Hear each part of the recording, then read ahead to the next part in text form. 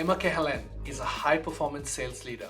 Her single-minded focus on developing herself and making a positive difference saw her move from an HR role into new business sales and from new business sales into leadership, and along the way, taking on responsibility for the diversity program at Google and making a difference in diversity and revenue across companies like Sonder, and DoorDash as she basically drove revenue across these organizations and saw them through a scale up phase. Her advice, tips, and her story is inspirational. So let's jump right in. Emma, how did you get into sales? Well, I was at Google about 3 years at that point. Before Google, I started in HR, and when I joined Google, I joined it within the People Ops team. So at that point, all my friends and all my like really good close colleagues were all within the sales team, and they were all working in SMBs or with enterprise businesses, and I was definitely very curious, and I really liked the idea of working with small businesses and helping them grow, and it was really appealing to me. So I kind of made the mental decision that I wanted to make the jump from the people ops side into sales. However, it wasn't as easy as I first thought. So even though I was within Google at the time in the Dublin office, I applied for many, many roles within both SMB and the enterprise teams, but I didn't have sales experience. And earlier in my stage as well, earlier in my career as well, that I probably wasn't interviewing or giving the right example. So there was lots of learnings there. So I think I applied for about 4 or 5 roles over about a 12-month period and just kept getting rejected. Um, and there was one team, it was the new business sales team that were solely focused on acquiring new customers. And it was basically the team that nobody wanted to join. So I remember a role came up and I was going to apply for it, and literally all my friends and colleagues told me, don't apply for it. It's really challenging, XYZ. But, I went for it. I got on with the manager really well, and he took a bet on me. So I was successful in getting the role, and I found out later on that I was the first internal transfer globally into this team. Normally people wanted out of the team, but I was the first internal. Wow. But it was a really great experience. I got probably the best sales experience in my career, literally cold calling, focusing on the UK Ireland market, selling the Google suite of products. And it gave me a great foundation of what a good sales experience is. Not without its challenges, which I can go into for sure, but that's basically how I made that first transition. Okay. And tell me, how was that, initial 3 to 6 months? Because I would imagine that would have been a very challenging phase. And the fact that you're a repeat sales leader with some very interesting companies now, you stayed, whereas others could have left. Yes. The first 3 to 6 months was really challenging. So when you join a new team in Google, they have a great program where you get a buddy, and you're paired with somebody that can really really help you ramp up.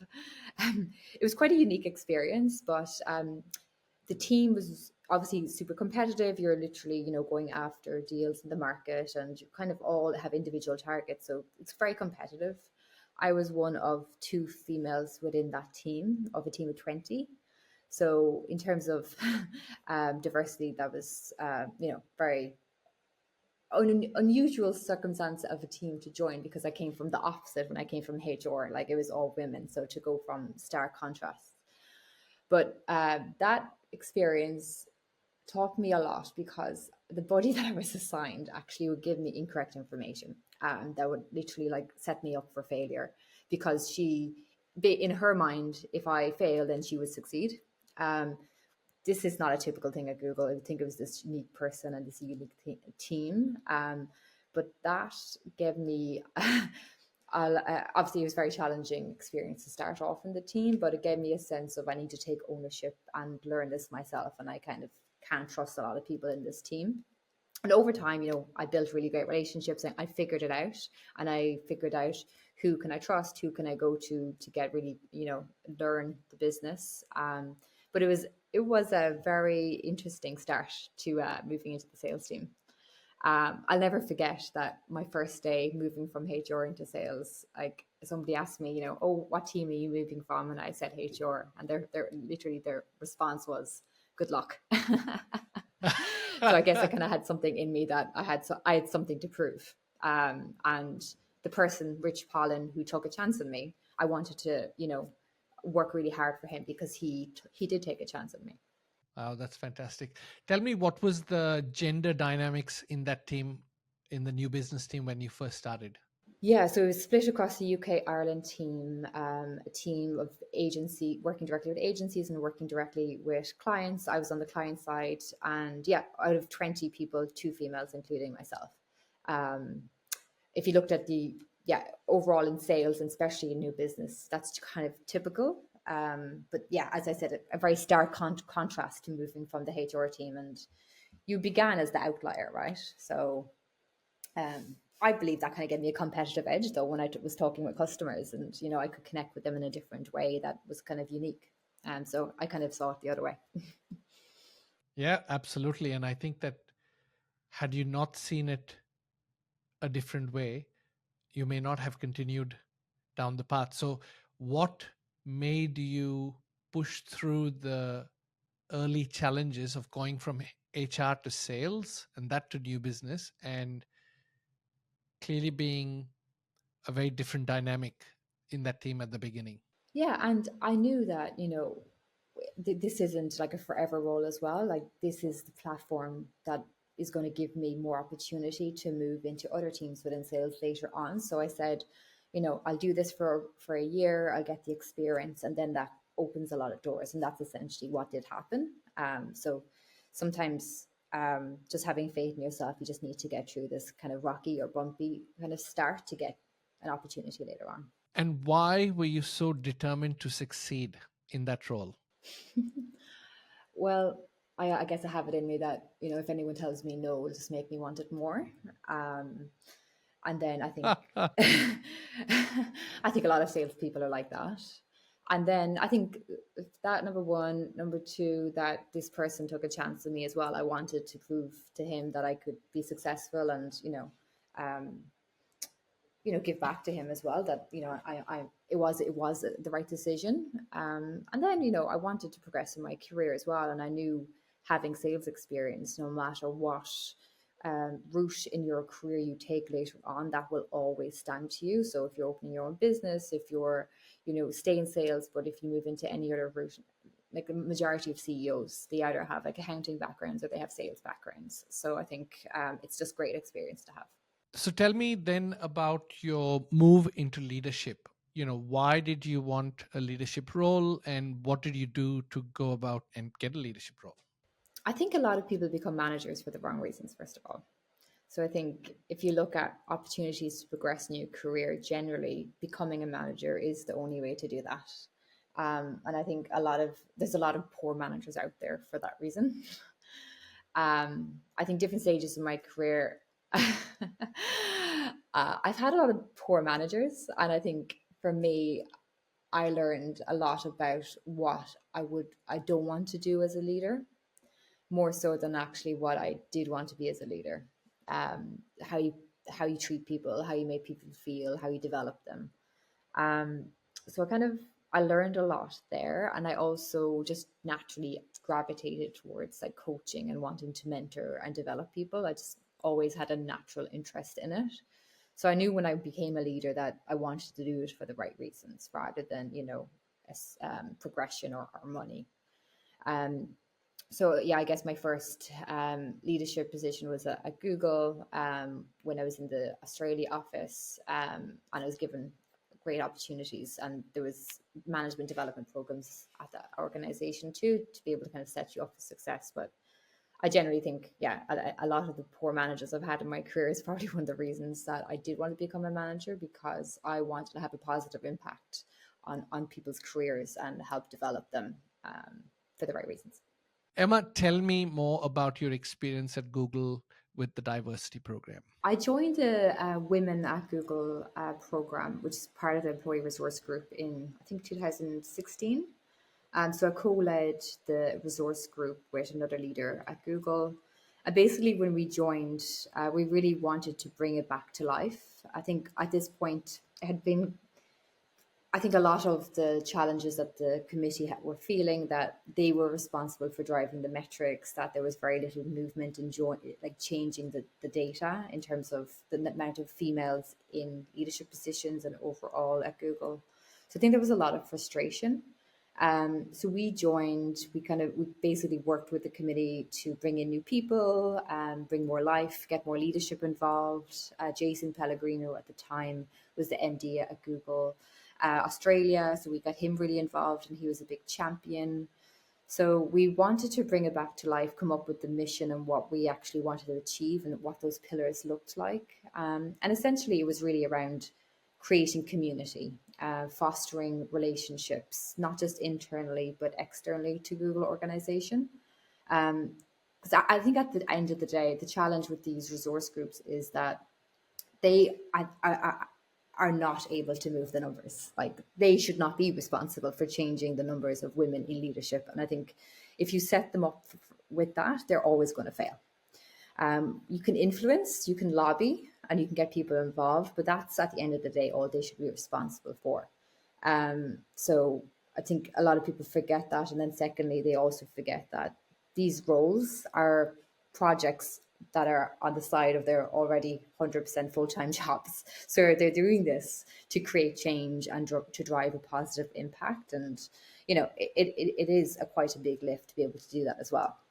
So that's kind of just a bit of a background about the women at Google organization. And yeah, it's come leaps and bounds over time. I think over that 2-year period, myself and Renee Gamble created Connected Women. And essentially that is an organization that we created between the major tech companies in Australia. So Facebook, or Meta now, Google, LinkedIn, and a few other tech companies, where women come together once every quarter for different speakers and events where they can network. And that created a huge community, not just internally, but obviously externally, because I think the industry and recruitment and opportunities very much is who you know, not what you know. And that created a lot of opportunities for women to actually move it externally to those businesses later on. Understood. Right. And moving on from Google, as you have worked through Sonder and DoorDash, what were some of the things that you saw as potential challenges at an early stage, and how did that experience and your own journey shape in what you were able to do in those organizations? That's a really good question. I think it really varies in experience from different sizes of organizations, which you touched on. So when I joined Sonder, I joined as the general manager for the Vancouver market initially, launching at that market. And when I joined, my experience was that throughout the entire interview process of 6 or 7 interviews, I didn't have one female interviewer. So for me as a candidate, that was a massive red flag. And I actually did a lot of research, like, how many other female GMs are there? And there was only actually 2 in the organization of 15 GMs. So I think companies really need to think about, you know, what is the process and how can you create an inclusive process, because the candidate is also interviewing you, the organization, not the organization just interviewing the candidate. And I definitely had reached out for some conversations to get an understanding of the culture before I accepted the role. And when I joined, I did give that feedback, and I did try to change that when I joined. So that was kind of one side. And then when I joined and I gained credibility and built really strong relationships, I used that credibility to try to create change. So when I joined the business, we were 180 employees. Before I left, we were 1,000. That was over a 2.5-year period. So the rate of scale of people and business was incredible. But what I kept seeing was that we kept hiring more and more male GMs. We're never hiring female GMs. And this is like the most senior positions within these, you know, within the organization. And that it wasn't just happening in that role, it's happening throughout the organization. So I knew the recruitment team really well, and I knew they would be open to listening. And I had really trusted relationships within the business. So when I kind of addressed it and shared a bit of background of my experience, they were just oblivious because they were just so focused on hiring and hiring and hiring and scaling. And when I kind of shared a bit more the numbers and the things that I kept seeing, they really wanted to solve the issue. But I think number one is actually the awareness and bringing them along in the journey. And then when we kind of began to address the challenge, we addressed it as a team. So one thing, there's a few tips here we can definitely go into, but number one, like the job description, it was a million requirements, and we all know that if a female generally can't take 100% of the requirements, they're not going to apply for the job, whereas a male, they on average 70% of the requirements they will apply for the role. So we started breaking down like what are the true requirements and what are like the nice to haves, and that really helped, I think, more female candidates apply. And then, so that was step one. And then number two, we kind of dug into, okay, so of these roles, how many male and how many female candidates are actually applying? And, 9 times out of 10, to be fair to the recruitment team, it was generally male applying because it was generally an unknown business at the time, maybe a bit more risky. So we needed actually to create a stronger pipeline of women, but we actually had to do the work ourselves. We had to start reaching out. So not only did the recruitment team take ownership, they started reaching out to more female candidates and more diverse candidates, not just female, but also the leaders. We needed to take ownership. So we started reaching out and building our own pipeline as well. And those were the things we began to change over time. And I think within a 6 or 7 month period, we hired 5 female GMs across the company, which was actually an incredible change. And, the head of recruitment at the time was just so open to making that change. And they truly wanted to make the change as well. Fantastic. That's really impressive. And I think that it's when the push has come from, within the business, and you've taken that feedback to the hiring team, that's been, I think that's really great that they go from being oblivious to at least being aware. And then there are some clear strategies that you need to put in place. And I see the same thing over and over again. People ask me all the time, how do we, bring more female A's, because it's a bit of a boys club. We have people, 100% male team. How do we ensure that we bring more diversity, more female sellers, more female leaders into the team? I think the big thing there as well is that the leadership themselves need to be bought into the benefits of diversity. So I think I had many conversations with different leaders in the organization, and a few didn't truly believe that there were benefits to it. They didn't actually believe the research that economically there is better profits if you have a more diverse team within the business and a diverse leadership team. So I always joke with their CEO of Sonder, Francis, we're good friends, that I bought him a Sheryl Sand book, Lean In, and I asked him to read it just to build his own knowledge and his own awareness, because you have to push people to want to learn sometimes and open their minds. Absolutely. So off the cuff, what are some of the significant benefits you have seen over the years in having more diverse organizations? Well, at the most basic level, I think you need to look at who your customers are. So unless your customers are all one gender, all one color, and all think the same, then which is the most likely they're probably not. Like your workforce and your team should reflect the customers that you have, because then at the end of the day, you're going to create a more diverse product that is going to appeal to your audience. And obviously you're going to have more profitability and create a much more informed product because of it. So that's like at the most basic level. There is lots and lots of research out there that have shown that having females in leadership positions actually do yield more profits than having not a diverse organization.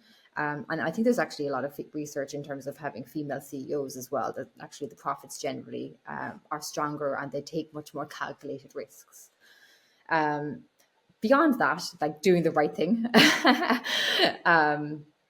like we should be giving equal opportunities to everyone, not just females. Like, and I think that's just the most basic thing. But there's a lot of business benefits as well, of course.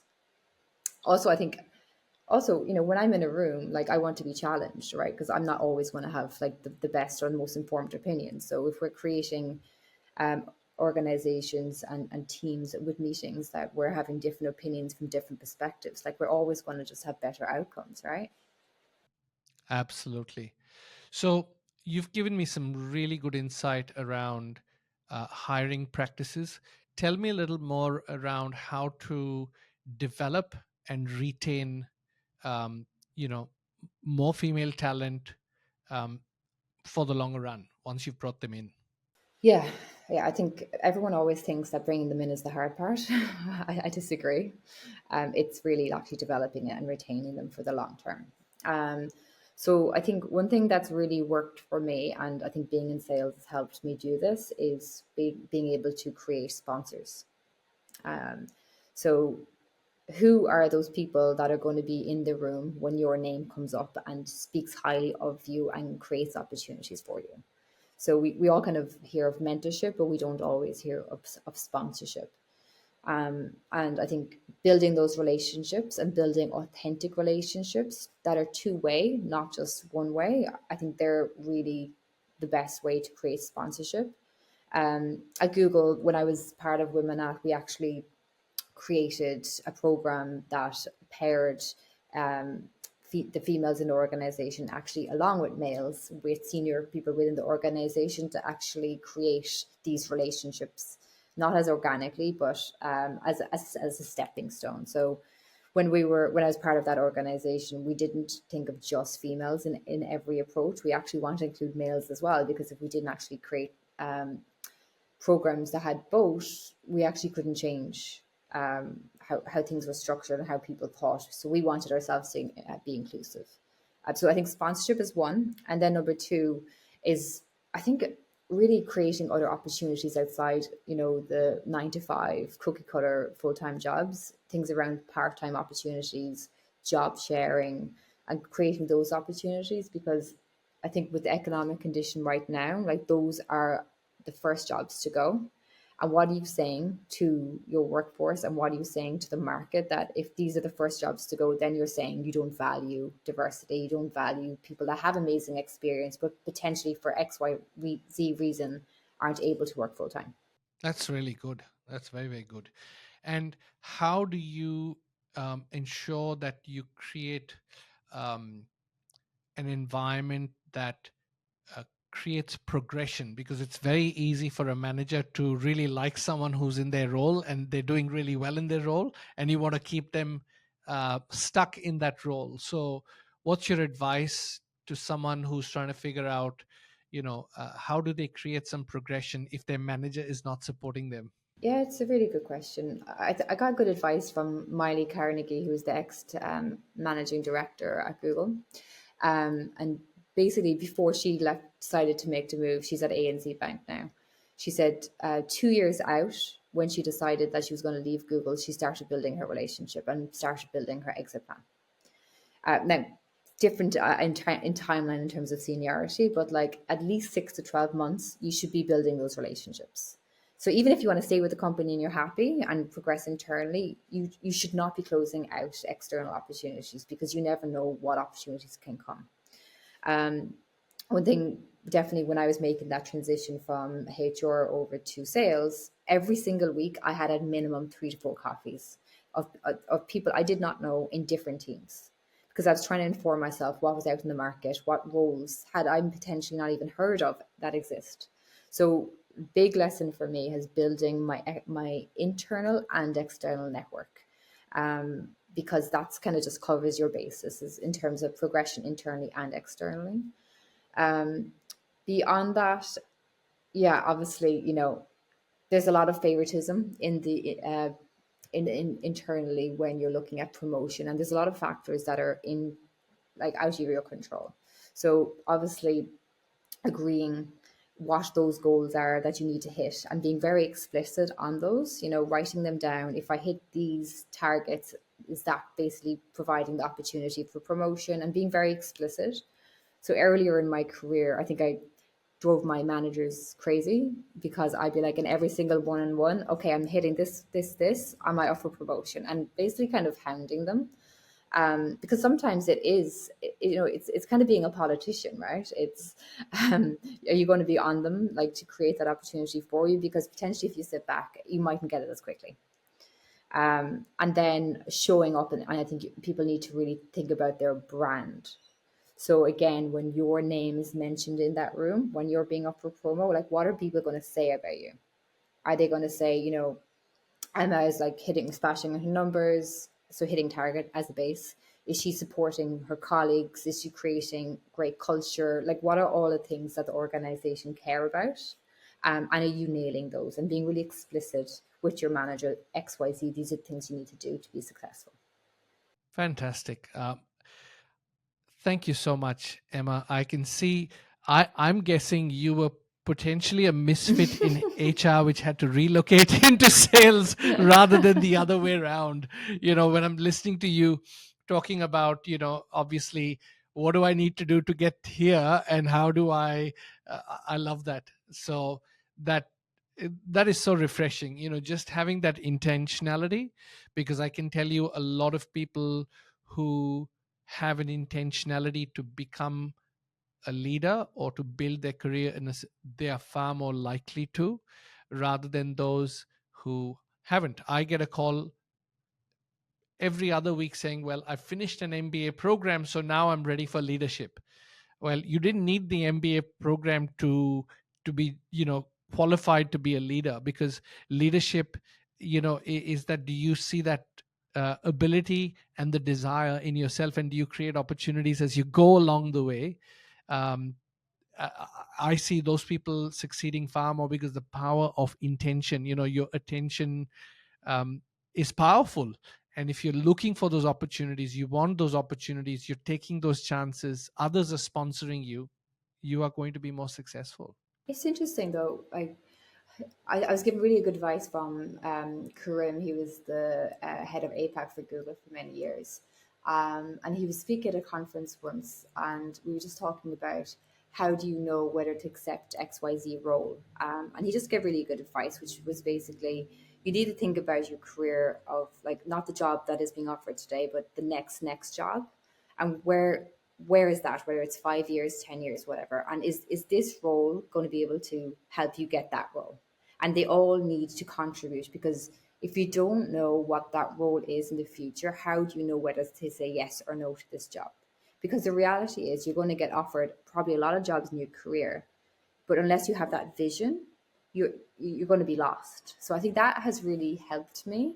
And you have stumbling blocks along the way, and people make mistakes and things don't work out, but I think just having an idea of where you want to go has definitely supported my career up to now. And you know what? So I'll end with this one.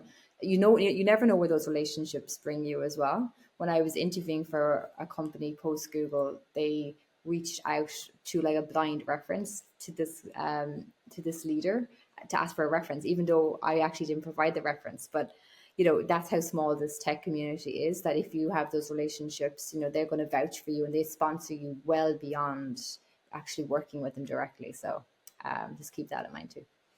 Fantastic. This has been an absolute masterclass.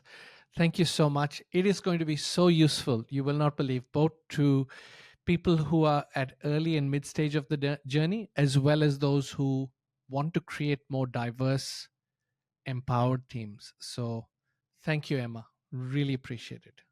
Thanks so much, Free. Thanks for having me.